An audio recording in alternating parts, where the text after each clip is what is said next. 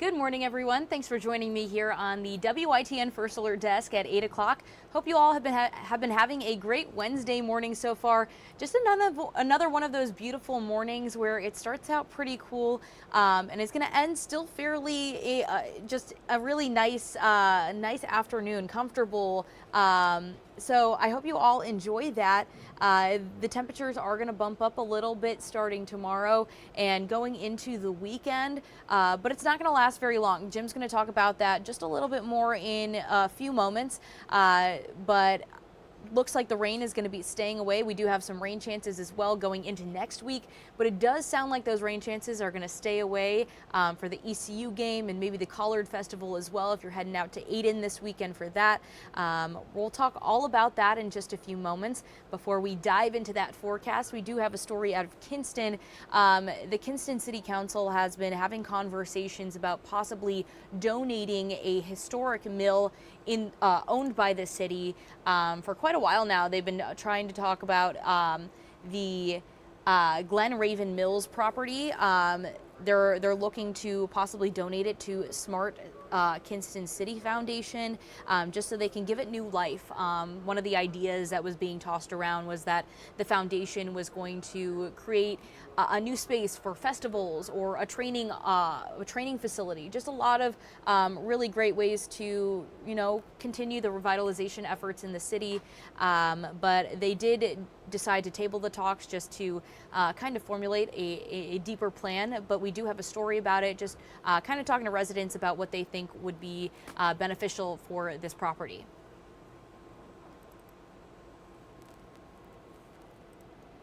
In hopes of revitalizing the city, a historic property may be given new life in Kinston after it's been left vacant and run down. I feel like a lot of the buildings in Kinston are like that, and like a lot of times my grandma and my dad and stuff, they be like, they need to do something with this.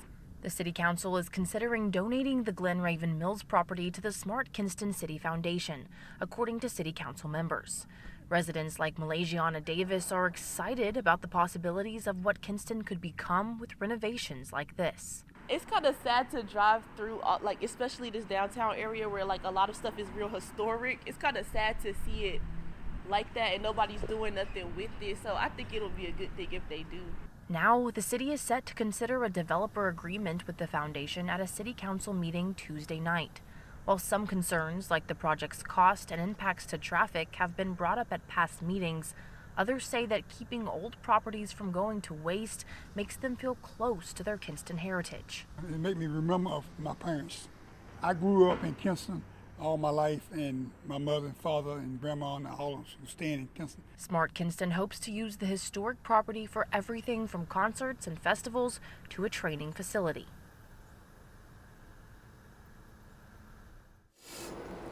Yeah, so their conversations, I think last night they were looking to talk a little bit more about donating the mill to the foundation, but it does sound like they're holding off just a little bit just to continue discussions and creating a solid plan for what they're going to do if they do decide to donate it.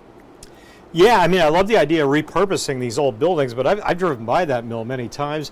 I think it goes back a few years. Yeah. I don't know how much work is involved in getting that thing back to a usable state, but it appears to be a huge project to me. But you know what? I'm no engineer, so right. maybe they can, invest enough money into it where you've got a viable property that serves a good purpose for the community. It is a beautiful area where it is right. down there on the south side of Kinston. Yeah, I mean, I really do like the promise that everyone in the Kinston area does want to see the city come back to life. There are a lot of buildings, like they mentioned, that are pretty outdated. They're run down. I know we had just talked about an old school that Kinston teens just got that they're looking to repurpose and revitalize, and that's going to go through extensive renovations and restorations. So it's nice to see that they're looking ahead, hoping to build a brighter community there. It's going to take a lot of work. Yeah, and they've got a lot of great things going for them already. Right. Like a lot of these communities, Eastern Carolina, yeah. waterfront communities, Washington, Edenton, you get to the Pamlico Sound communities, Oriental, beautiful, and of course Kinston on the Neuse with the Nooseway Nature Center, and all the wonderful, they've got some great restaurants in Kinston. So I agree. If I were living in Kinston, I would be pushing hard as well. Let's get businesses in. Right. Let's make this a wonderful community. And it already is in many ways, but Yes. you're always looking to expand. Absolutely. All Cool. right, well, let's talk weather. Yep. I know this weekend is a big weekend here in Greenville for everyone who wants to head down to ECU for the first home game of the season. Yeah, and dry. I think the first and foremost thing is it going to rain on the football game? The answer is no. All right, let me start with a look down to the coast, and I'll come back to the Pirate forecast for you guys headed there. The air temp right now down in Morehead City at 68. As we look at a completely blue sky over Carteret County, I don't think that'll really change today, tomorrow, or Friday. Very little in the way of clouds through the end of the week, if any. If you see a stray little tuft here or there, it won't be much. North wind holds on for one more day today. It's about 10 to 15. That north flow will cap the highs, upper 70s on the beaches, the Outer Banks, low 80s Crystal Coast, surf temp, upper 70s to 80 as well. High risk dangerous rip currents continues on the Outer Banks. That is dropping to a low risk portions of the Crystal Coast. You can see 3-footers to the north, 1 to 2 generally southward. And we're working our way to a low tide. About 2 hours from now, we'll come down to the low and then start rebuilding to a high tide, 5 o'clock. And again, northeast on that wind flow. I mentioned the rip current risk. That green is low on the Crystal Coast there as you get west of Cape Lookout. And then we go moderate from Cape Lookout northward through Ocracoke, Hatteras Village. Once you hit the point and you make that turn northbound, the wind orientation prompts a higher rip risk, that northeast flow, continuing along the Outer Banks from Hatteras northward all the way through Nags Head, Kitty Hawk, Kill Devil Hills, up to Duck and Corolla as well. So still very dangerous in the surf up there. Good looking beach day otherwise, but just don't go very far into that water. Again, those rips cranking to the north. Neuse River 65 as we give you a look there, and then the Pirate Camp showing 61 right now.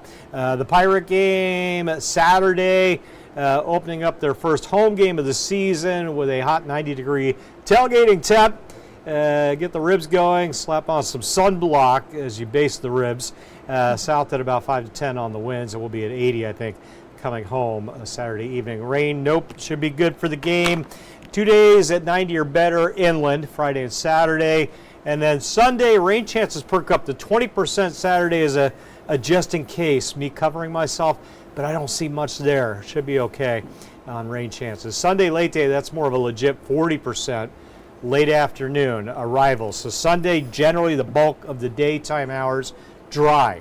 I'm kind of emphasizing that so you can make your outdoor plans Sunday. Late day rain chance. We'll continue that next week. Gigi, knock those 90s out of here. Get back into some nice numbers for you. Low 80s Sunday in the next week. And we'll need some rain by then. And again, they don't arrive till late rain chances till late weekend. This is good timing. Right. Get the weekend done. We're settling in Sunday late day. Some rain starts to come in. And then we'll be in and out of some showers in the next week. Yeah, that's not too bad. Well, thank you, Jim, for Yep. your updates, and thank you, everyone, for joining us this morning. Just I want to say good morning to Gwen in our comment section. Thanks for joining us. Hope you all have a wonderful Wednesday. Enjoy the weather before the temperatures bump up just a little bit, but still, it's going to be manageable out there. Yeah, we'll see you back here 7 a.m. tomorrow. I'll get you updated on the tropical system, holding at 70%, the latest 8 a.m. updates, so no changes there. Eventually, Gabrielle may form over the weekend in deep Atlantic. All right, have a good one, everyone. This hour of the WITN First Alert Desk is sponsored by Toyota of Goldsboro.